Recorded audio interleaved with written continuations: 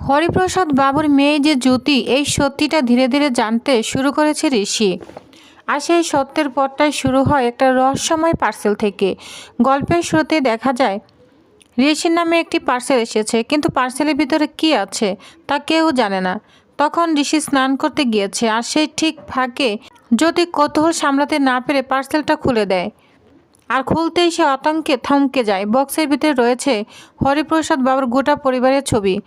কেউ একজন সব সত্য জেনে চুপচাপ ব্ল্যাকমেল করছে, তা জ্যোতি সঙ্গে সঙ্গে বুঝে যায়। ছবিগুলো যদি ঋষির চোখে পড়ে তাহলে সব গোপন সত্যি ফাঁস হয়ে যাবে। বিপাকে পড়ে জ্যোতি। দ্রুত একটা বুদ্ধি খাটায়। ঋষির যে স্কেচ করা ছবিটা ছিল সেটার বদলে একই বক্সে গুজে দেয়। ঠিক তখনই স্নান থেকে ফিরে আসে ঋষি। অবাক হয়ে জিজ্ঞাসা করে, কি পাঠিয়েছে গিফটটা? আর গিফটেই বা কী আছে? জ্যোতি স্বাভাবিকভাবে বলে, এ যে আপনার ছবি, কে পাঠিয়েছে সেটা লেখা নেই।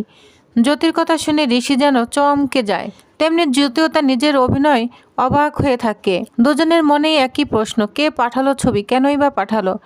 ঋষি ভাবতে থাকে, এভাবে ছবি পাঠানোর মানে কি? বিষয়টা ঠিক পরিষ্কার হচ্ছে না। জ্যোতি তখন বলে, হয়তো আপনার কোনো শুভাকাঙ্ক্ষী পাঠিয়েছে, নিউ ইয়ার্সে পাঠাতে পারেনি, তাই আজ এসেছে। আপনি যত্ন করে রেখে দিন, ছবিটা খুব ভালো হয়েছে।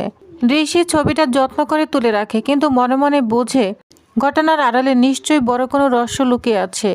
এদিকে জ্যোতির মাথায় যেন নতুন দুশ্চিন্তা। সে দ্রুত বেরিয়ে পড়ে দিদির কাছে জানতে যে ছবিটা আসলে নিশা পাঠিয়েছে কিনা।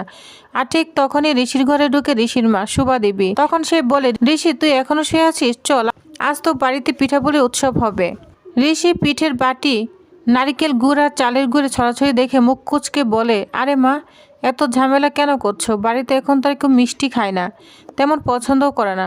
তুমি শুধু বাড়ির লোকদের কথা ভেবে এগুলো করছো, কিন্তু কারো তো বিশেষ কোনো আগ্রহ নেই। শোভা দেবী অবাক হয়ে তাকালেন ছেলের দিকে, চোখে একটু অভিমান, একটু হাসি। তুমি মানুষগুলোর মুখ দেখলে বুঝবে পিঠা না খেয়ে কেউ থাকতে পারে না। কম বেশি সবাই মুখে, আর এতদিন পরে করছি, এবার কম করলে চলে? অনেকগুলো বানাতে হবে। বাড়ির ভেতর দিয়ে হিমেল বাতাস ঢুকছিল। শীতের দুপুর, উঠোনে রোদ পড়ে গা গরম করে দিচ্ছিল। ছুটির দিনে আড়মোড়া ভাঙ্গা অলসতা ভরে ছিল চারপাশে। ঠিক সেই সময় রোজি চুপচাপ এগিয়ে এসে নিশার কানে বলল, দিদি, তোর সাথে আমার কিছু কথা আছে। নিশার চোখ মুখ দেখে বোঝা যাচ্ছিল সে উজিকে দেখে খুশি নয়। একটু বিরক্ত, একটু ব্যঙ্গ সুরে বলে, তুই আবার এখানে? তোর স্বামী তো বাড়ি চলে গিয়েছে, তোর তো এখন আর কোনো ঝামেলা নেই। কিনে এসেছিস এখন? কি শুনতে চাচ্ছিস? বাবার আর দাদার হত্যার বদলা নিতে তো পারলি না, উল্টো ঋষি ব্যানার্জিকে ছাড়ানোর ব্যবস্থা করে দিলি। তুই কি এটা ঠিক করলি আদৌ? ওদের চোখের কোণে লাল হয়ে ওঠে, গলায় স্বর নিচু কিন্তু তীব্র। দিদি, সেই কথাটাই না তোকে বলতে এসেছি। একটু চুপ থেকে বলল, আমাদের একটা ছবি কেউ ঋষিবাবুকে গিফট পাঠিয়েছে। ভাগ্য যে সেটা দেখে নিস। ও সেটা দেখার আগেই আমি লুকিয়ে ফেলেছি।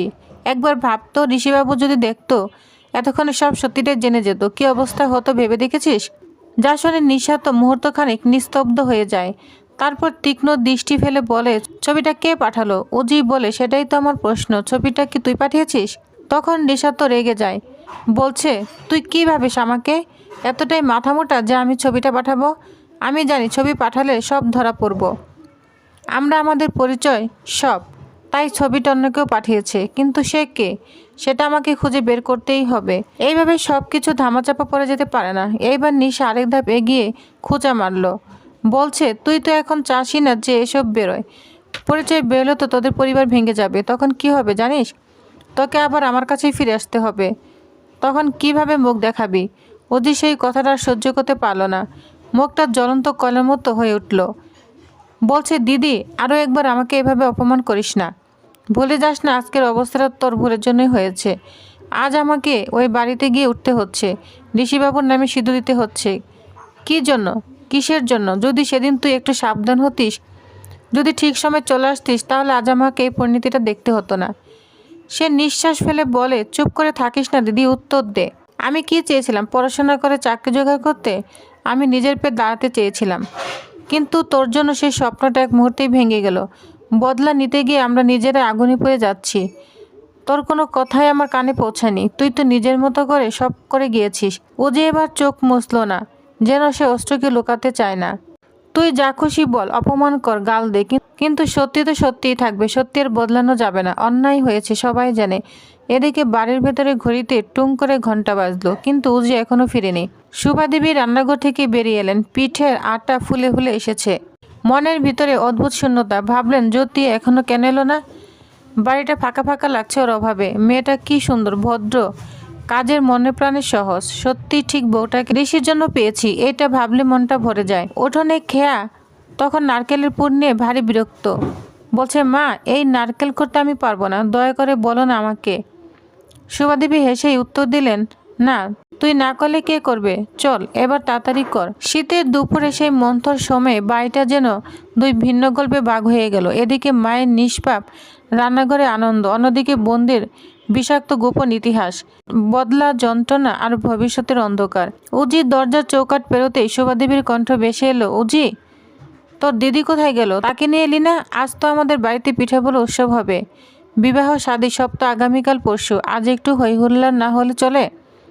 যদি মুখটাকে একটু চওড়া করে এসে বলে, আসলে দিদির হঠাৎ একটা মিটিং পড়ে গিয়েছে, একাই পুরো বিজনেস সামলাতে হয় তাকে, তাই ও আসতে পারবে না।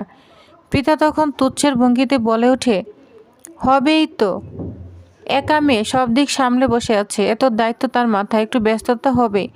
শোভাদেবী এদিকে কাজ শুরু করে দিয়েছে। হাতের গামছাটা কাঁধে তুলে বলল, জ্যোতি আজ ঝাল পিঠাও বানাবো, কিন্তু তোর মনে আছে তো ঝাল পিঠা তো তুই খুব ভালোবাসিস। তখন জ্যোতি বলে, হ্যাঁ আমার তো পিঠেই খুব ভালো লাগে। এটুকু শুনেই তার মন কোথায় যেন উড়ে গেল। চেতনার পথে ভেসে উঠল আসানসোলে সেই পুরনো বাড়ি। তখনও 3 ভাই বোন, আদর অভিমান, খুঁটিনাটি নিয়ে সংসার। পিঠে পুলি বানানো মানে দাদা আরামে খেতে বসে পড়ে আর দিদি ঠাট্টা করতে থাকে। জীবনের ব্যস্ততা, দুঃখ, বিষাদ হারানো মানুষ কিছুই তখন ছুতে পারে না তাদের। কিন্তু আজ আসানসোলে সেই বাড়ি আর তাদের নয়। বিদায় মিত্র বাবা আর নেই। এত স্মৃতি ভেবে বুকটা হঠাৎ ভারী হয়ে উঠল। খেয়া এগিয়ে এসে বলল, বৌমনি কি হলো, কিসের এত ভাবনা? জ্যোতি মৃদুস্বরে বলে, আসলে পিঠে বলে উৎসবে গ্রাম হলে নাকি অসাধারণ লাগে, শুনেছি অনেক, কিন্তু যার সৌভাগ্য হয়নি কোনোদিন। ভাবছিলাম একবার গেলে ভালো লাগতো সবাই মিলে। এইটুকুতে ঋষির মুখটা যেন গুমরা হয়ে গেল। তখন ঋষি বলেন, না, কঠিন সুরে বলে, কারো কোথায় যাওয়ার দরকার নেই, আনন্দ এখানেই হবে। ঋষির এমন আচরণে উজি চমকে যায়, মনে মনে বলে, কি হলো?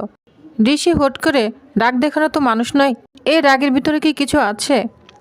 ঋষি আবার বলে উঠল, জ্যোতি এখন চারদিকে শত্রুর অভাব নেই, কবে কোন বিপদ নামতে পারে বলা যায় না। মনে আছে তোমাকে নিয়ে গ্রামে গিয়েছিলাম, কি পরিস্থিতির মুখোমুখি হয়েছিলাম। আর সেই বিপদ আমি কাউকে আবার ডাকতে চাই না। যা আনন্দ হলো সব এখানেই হবে, আমরা সবাই তো একসাথেই আছি, আবার আর কি চাই? শোভাদেবী মাথা নাড়লেন, বলছে, ঋষি ঠিক বলেছে, এখন সত্যি অন্য কোথাও যাওয়ার দরকার নেই। ফিরে ফিরে পিঠে চড়তে লাগলো পিঠে পুলি। কিন্তু জ্যোতির মনটা যেন কেমন কেঁদে ওঠে বারবার। দাদা নেই, দিদি নেই, বাবা নেই, যাদের জন্য পিঠে পুলি মানেই ছিল উচ্ছ্বাস, আজ তাদের কাউকেই পাশে পাওয়া গেল না। এসব ভেবে কষ্ট পেতে থাকে উজি। কিন্তু উৎসবের গন্ধে সেই কষ্টে ঢেকে গেল সামান্য, আর বাকি অংশ রয়ে গেল নিঃশব্দে বুকের ভিতরেই। তো ভিউয়ার্স, তাহলে নেক্সট আপডেটে আরও কী হতে চলেছে তো জানতে অবশ্যই আমার সাথেই থাকুন। ধন্যবাদ।